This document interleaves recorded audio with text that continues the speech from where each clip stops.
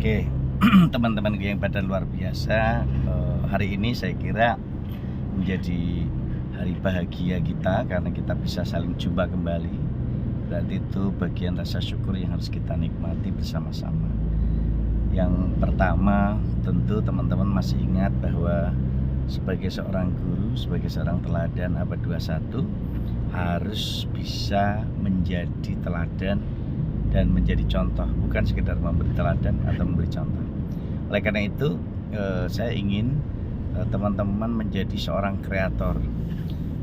Jadi kalau saya katakan kemarin dengan 5M sebagai guru dan dosen abad 21, tentu teman-teman harus bisa melihat bagaimana teman-teman sebagai guru dan dosen itu bisa menjadi seorang kreator.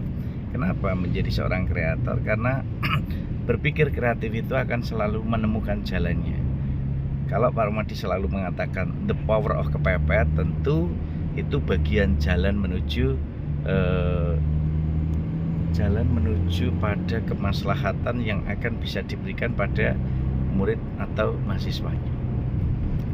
Baik, teman-temanku yang badan luar biasa, yang pertama tentu tidak bisa dilepaskan dalam kehidupan kita bahwa semua tipikal, semua pola, semua teknik, semua model yang bisa kita telusuri baik secara teoretik maupun praktik itu dapat dilakukan secara maksimal ketika kita melakukan uji coba dan juga melakukan analisis secara beredik.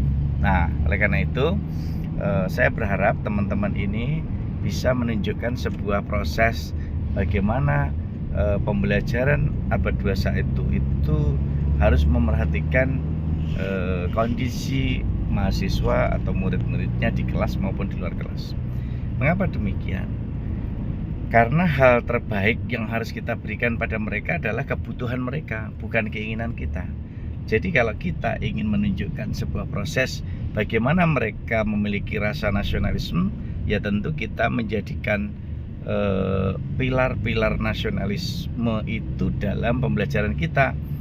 Salah satu contoh misalnya Pak Rumadi selalu mengatakan mengawali ataupun di tengah atau di akhir dengan yel-yel kita. Aku cinta bahasa Indonesia, aku bangga bahasa Indonesia, bahasa Indonesia luar biasa. Itu bagian dari bagaimana kita menanamkan value-value nasionalisme pada anak didik kita, pada peserta didik kita, dan juga pada mahasiswa kita.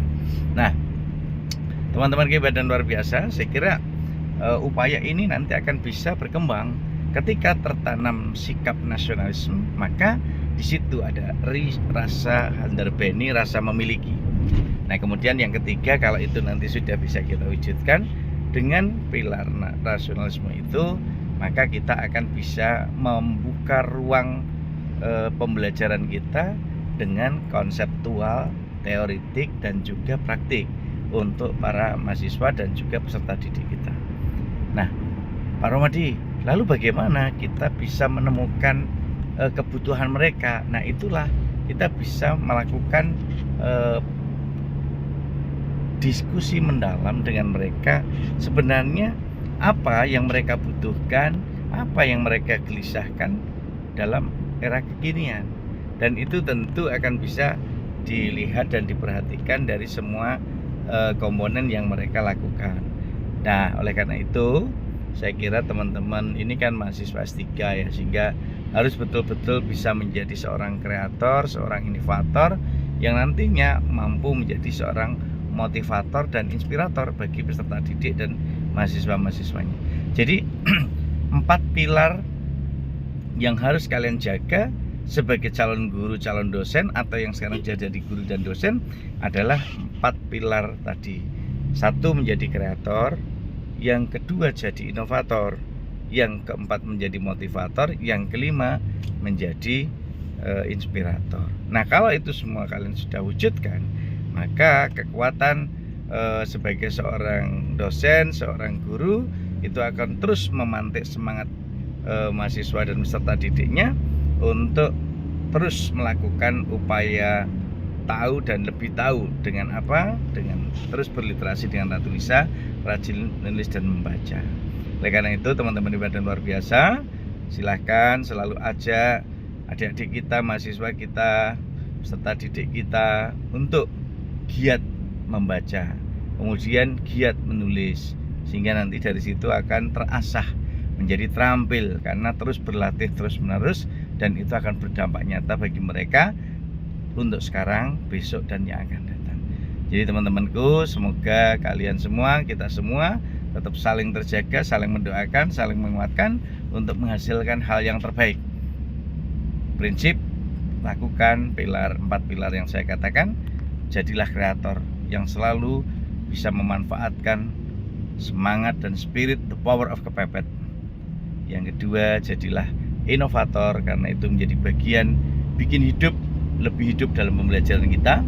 Yang ketiga, jadilah motivator, karena di situ akan menjadi upaya kita untuk terus bergerak dan menggerakkan sayap-sayap kemestaan dalam pembelajaran kita di kelas maupun di luar kelas. Dan yang keempat, jadilah inspirator yang selalu menginspirasi multigenerasi NKRI.